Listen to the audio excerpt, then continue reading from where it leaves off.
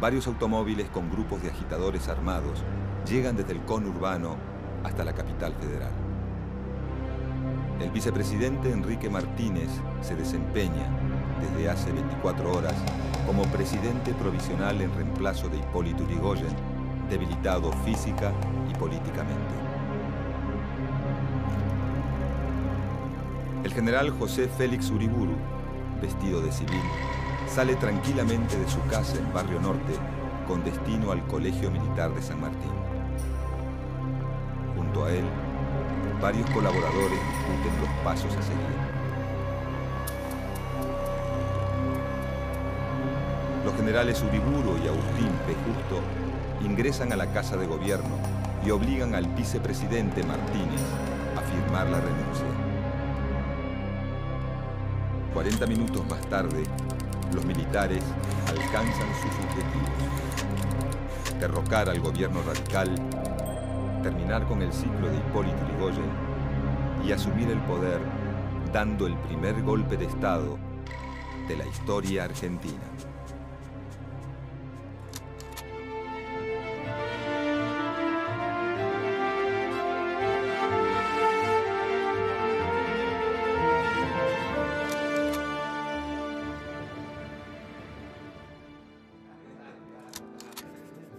En febrero de 1912, se sanciona la ley Sáenz-Peña, que promueve el voto masculino obligatorio, secreto y universal. Las mujeres recién tendrán la posibilidad de acceder a las urnas muchos años después, a partir de la sanción de la ley de sufragio femenino en 1947. Las elecciones presidenciales se realizan en 1916. Los conservadores que desde 1880 controlan, mediante el fraude y otros mecanismos, el gobierno del país, están convencidos del triunfo electoral, aun cuando, por problemas internos, se presentan en dos facciones: el Partido Demócrata Progresista, liderado por el santafesino Lisandro de la Torre, y el Partido Conservador, representado por Marcelino Ugarte, gobernador de la provincia de Buenos Aires. Sin embargo, la victoria le pertenece al líder de la Unión Cívica Radical, Hipólito Yrigoyen. Y los conservadores deben adaptarse a hacer oposición por primera vez en la historia.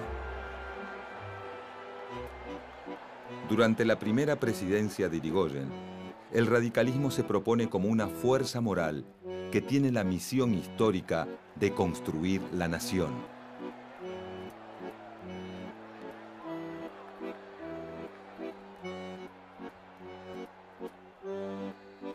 Para el líder radical, el partido es la representación de esa nueva nación y como tal debe gobernar en todo el país.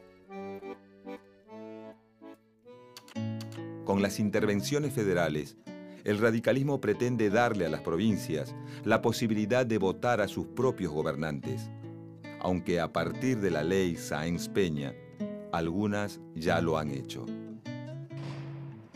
Para la oposición, es un mecanismo violento y partidista que asegura la hegemonía radical.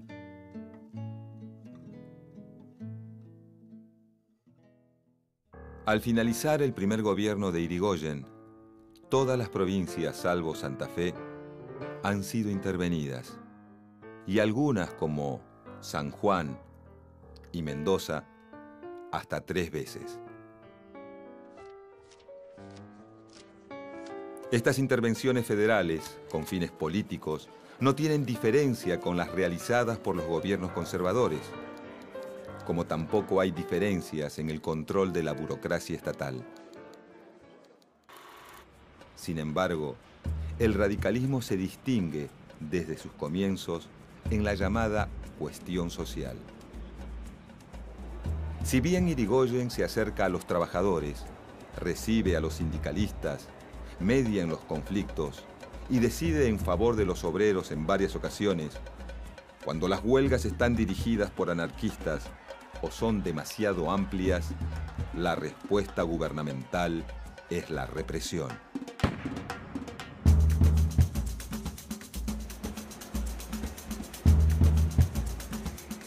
Sin embargo, cualquier política de acercamiento a los trabajadores genera resistencia desde los sectores conservadores, que ven este modo de accionar como un estímulo por parte del gobierno a las demandas obreras.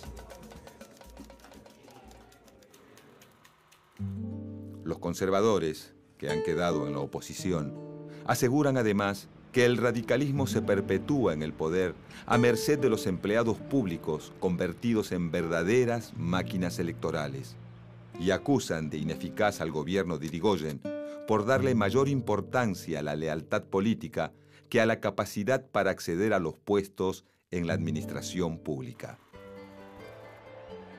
Los conservadores creen que la legitimidad para gobernar la otorga la pertenencia a una familia tradicional, el nivel económico y el prestigio social. Ellos se posicionan como la reserva intelectual y moral del país para el momento en que el gobierno de Irigoyen, al que llaman de la chusma radical, deba dejar el poder por el peso de sus propios errores.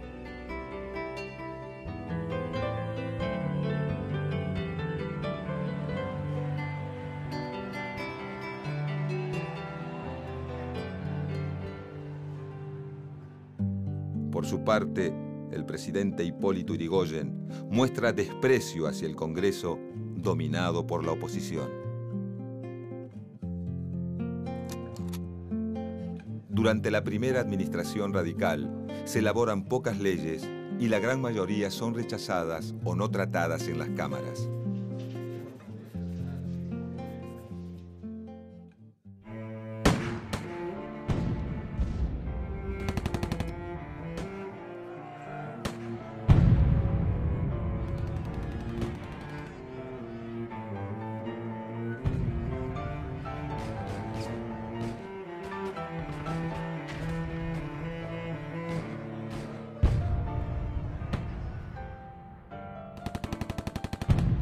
En un contexto de crisis económica, producto de la Primera Guerra Mundial que azota a Europa entre 1914 y 1918, disminuyen las exportaciones y los ingresos fiscales y se encarecen los productos importados que consume la mayor parte de la población. Los trabajadores golpeados por la situación económica comienzan a reclamar aumentos salariales.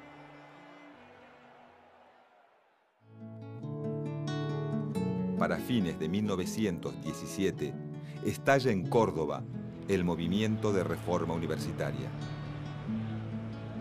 Las facultades gobernadas por las academias, en manos de miembros vitalicios, fieles representantes de la política previa a 1916, se resisten a todo cambio que ponga en peligro su dominio. Los estudiantes luchan para modificar los estatutos universitarios, renovar la planta de profesores, cambiar los planes de estudio, las normas disciplinarias y acabar con un sistema de gobierno académico anticuado dirigido por los conservadores. Dentro del movimiento reformista conviven radicales, socialistas e independientes. Yrigoyen apoya el reclamo estudiantil y lo utiliza para avanzar sobre los sectores conservadores. La intervención federal a la universidad no tarda en llegar. En 1918 triunfa la reforma universitaria. Los planes de estudio se modifican, se nombran nuevos profesores y se admiten en los consejos de las facultades a los representantes estudiantiles. La reforma universitaria argentina se extenderá desde Córdoba a las universidades de Buenos Aires y La Plata y luego a las de América Latina. El modo radical de gobernar, a través de la imposición, genera malestar dentro del ejército y deciden constituir logias que están en contra de la política dentro de la institución y defienden el profesionalismo militar.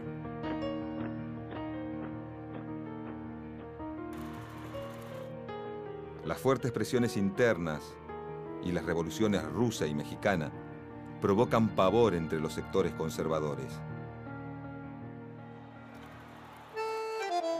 La Liga Patriótica, formada por jóvenes de las clases altas y de sectores medios, se dedica a perseguir judíos y catalanes, acusándolos de maximalistas, anarquistas y de ser los culpables de la instalación de soviets en la Argentina.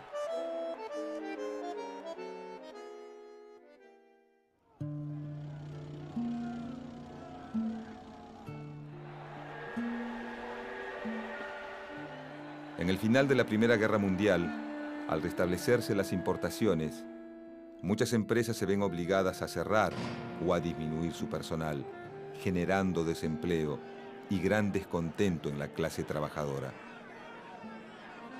Esta situación estalla con furia en enero de 1919, en lo que se conoce como la Semana Trágica.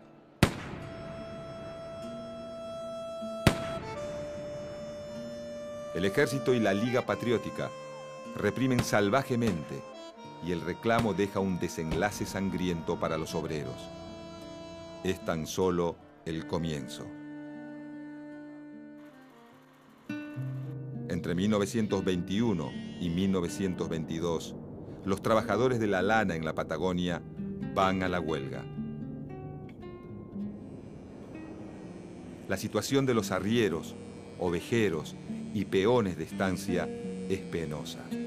Trabajan de 14 a 16 horas diarias con salarios ínfimos.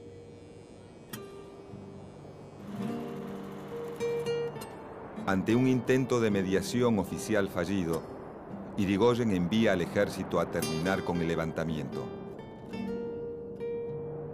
Los represores asesinan a los huelguistas que presentan batalla y fusilan a más de la mitad de los que se entregan sin resistir.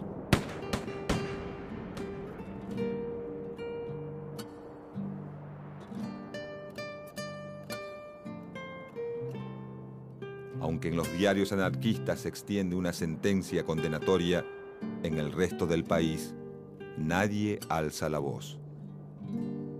La masacre de los obreros del sur será recordada como la Patagonia Trágica y constituye uno de los tantos hechos injustos y sangrientos de la historia argentina.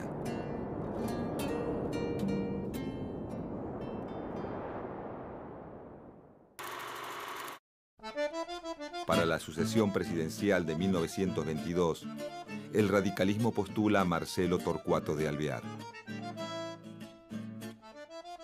Alvear es miembro de una de las familias más tradicionales de Buenos Aires y está vinculado al radicalismo desde sus inicios. En el momento en que se decide su candidatura, se desempeña como embajador en Francia. La fórmula radical se completa con Elpidio González como candidato a vicepresidente. González es hijo de militares y pertenece al radicalismo cordobés. Se ha desempeñado como ministro de guerra durante el primer gobierno de Irigoyen y como jefe de la policía durante los hechos ocurridos en la Semana Trágica. La consigna que corre entre sus partidarios es: el viejo apoya a Alvear. Los conservadores, quienes no logran acordar una política común para superar sus rivalidades, se presentan en dos listas separadas. Por un lado, la llamada Concertación Nacional de Fuerzas Opositoras, y por el otro, el Partido Demócrata Progresista. La fórmula radical triunfa en 12 provincias y consigue absoluta mayoría en el colegio electoral. Marcelo T. de Alvear es el nuevo presidente. Si bien los conservadores están todos enfrentados a Irigoyen, no sucede lo mismo con Alvear, que aunque representa un partido popular, por su pertenencia al patriciado, comparte el estilo de la élite de la época y mantiene una muy buena comunicación con los grupos de poder económico y político.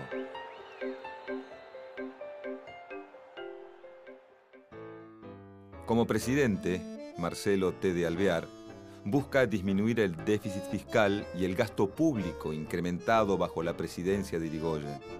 Moderniza al Ejército Nacional, impulsa leyes sobre la jubilación de maestros primarios y fija la jornada laboral en 8 horas de trabajo. Su gobierno se ve favorecido por un descenso general de la conflictividad social.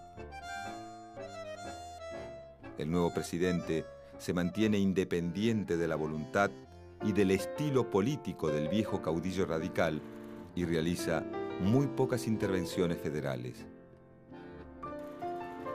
Otra de las medidas tomadas por Alvear es nombrar al general Enrique Mosconi como presidente de la recién creada empresa petrolera del Estado, Yacimientos Petrolíferos Fiscales, YPF. La producción de petróleo se amplía notoriamente y se crea la primera refinería del país en la ciudad de La Plata. A lo largo de la presidencia de Alvear, se plantea un fuerte debate sobre la posibilidad de nacionalizar el petróleo y colocar toda su producción bajo control estatal. Esta idea será el eje de la campaña de Irigoyen para las elecciones de 1928.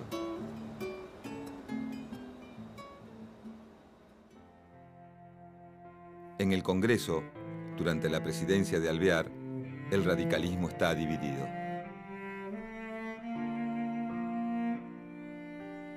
Por un lado, quedan los hombres fieles a Irigoyen, que se autodenominan personalistas.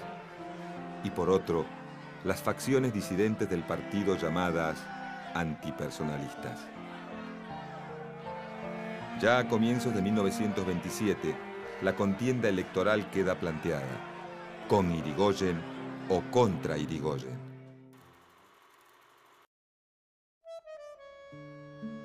La fórmula Hipólito Yrigoyen, Francisco Beiró, obtiene el doble de votos que sus opositores del Frente Único, Leopoldo Melo, Vicente Gallo, y triunfa en 14 de las 15 provincias. El vicepresidente de Hipólito Yrigoyen, Francisco Beiró, muere al poco tiempo de ganar las elecciones. El colegio electoral consagra como vicepresidente a Enrique Martínez, gobernador de Córdoba. La transmisión del mando se realiza el 12 de octubre, en un ambiente agitado por las manifestaciones de adhesión a Irigoyen. El caudillo radical llega al poder por segunda vez con 76 años y tiene el control total de la Cámara de Diputados, aunque no la de senadores.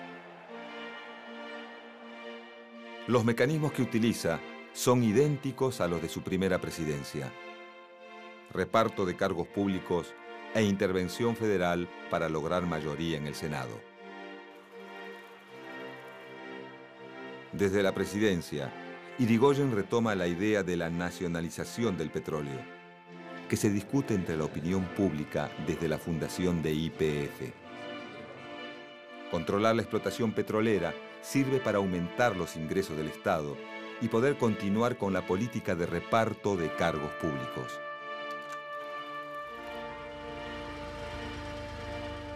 Al mismo tiempo, busca asegurar la provisión de combustible barato para el desarrollo del sector industrial y achicar la dependencia de las importaciones provenientes de los Estados Unidos.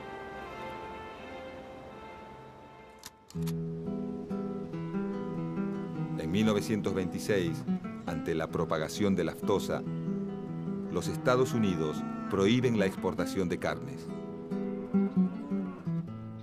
Esto genera un sentimiento antinorteamericano entre los terratenientes que favorece la posición de los conservadores a favor de la nacionalización del petróleo.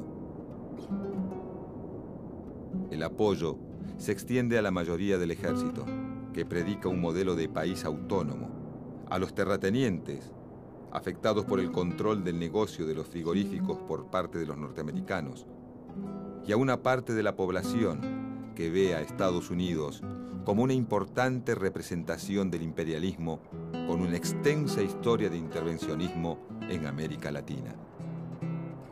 Pero otros sucesos dejan el tema de la nacionalización del petróleo de lado por el momento.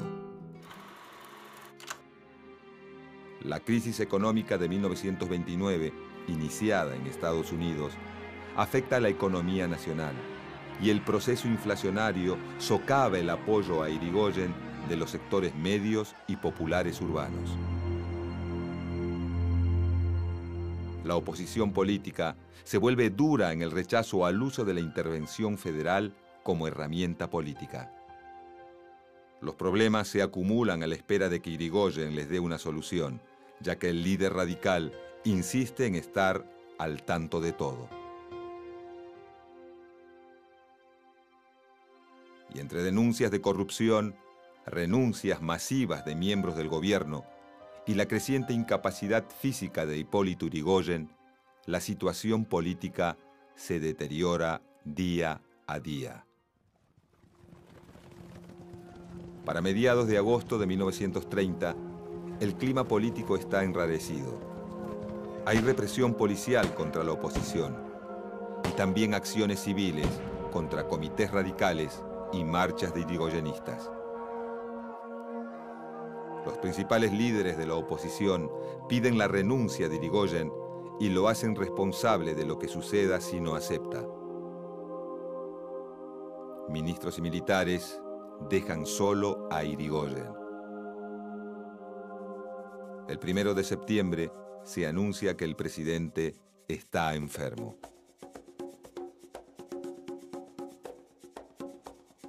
El martes 2, renuncia el ministro de Guerra y viejo partidario radical, el general Luis de Lepián. La figura del general José Félix Uriburu, fiel representante del nacionalismo de derecha y de los círculos opositores, no deja de crecer. Mientras tanto, el general Agustín P. Justo, exministro de Guerra durante el gobierno de Alvear, prepara su propio golpe. José Félix Uriburu y Agustín P. Justo coinciden en la necesidad de eliminar la figura de Irigoyen de la escena política.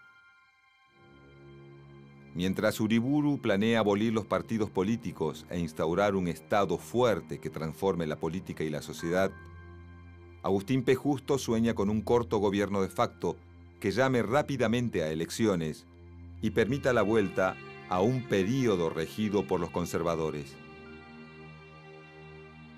El vicepresidente Enrique Martínez también pretende desplazar a Irigoyen del poder para asumir la presidencia.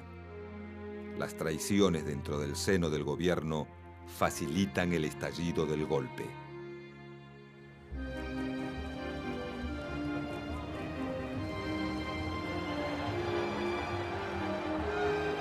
Los días 3 y 4 de septiembre se realizan marchas encabezadas por los estudiantes de las universidades de Filosofía y Letras, Ingeniería, Derecho y Medicina, exigiendo la renuncia de Irigoyen.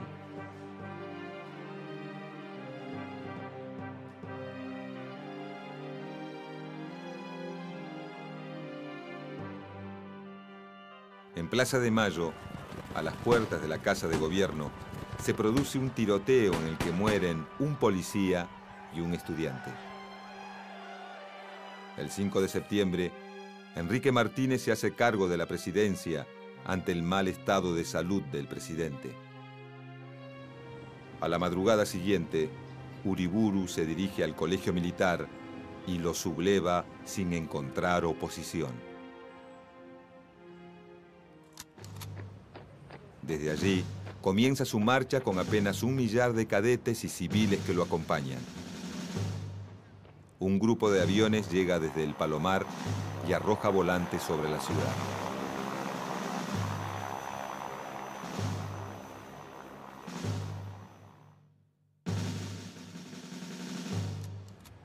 La columna rebelde avanza por la capital y suma el apoyo de sectores civiles. Se hace un alto en la Plaza del Congreso, donde un político conservador pretende dar un discurso en apoyo a los golpistas conservadores, que es interrumpido a balazos.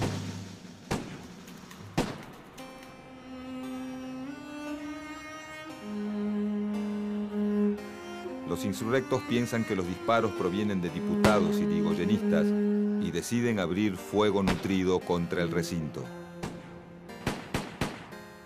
La columna finalmente llega a la Plaza de Mayo. Los generales José Uriburu y Agustín P. Justo ingresan a la Casa de Gobierno y obligan al vicepresidente Enrique Martínez a firmar la renuncia.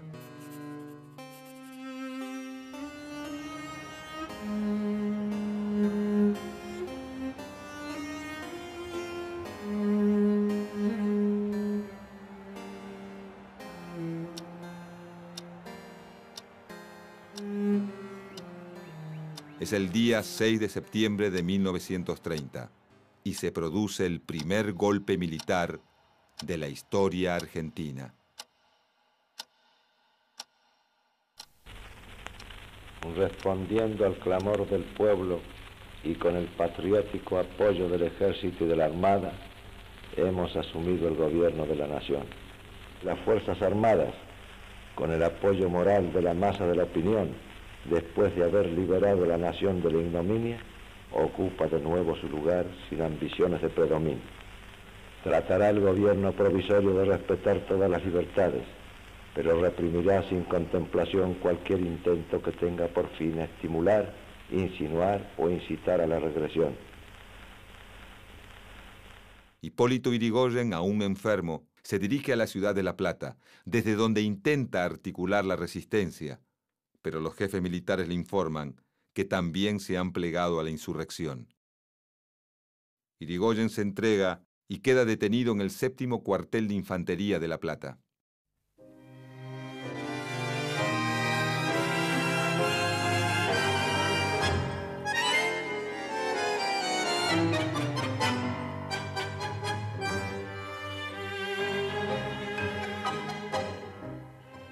Concluyen así 14 años de gobiernos radicales caracterizados por la popularidad y el liderazgo de Hipólito Yrigoyen. El personalismo del caudillo radical resulta una forma innovadora de manejar el poder político, dividiendo al país en dos: se está a favor o en contra de Yrigoyen. Con su derrocamiento, se lleva a cabo el primer golpe de Estado de la historia argentina.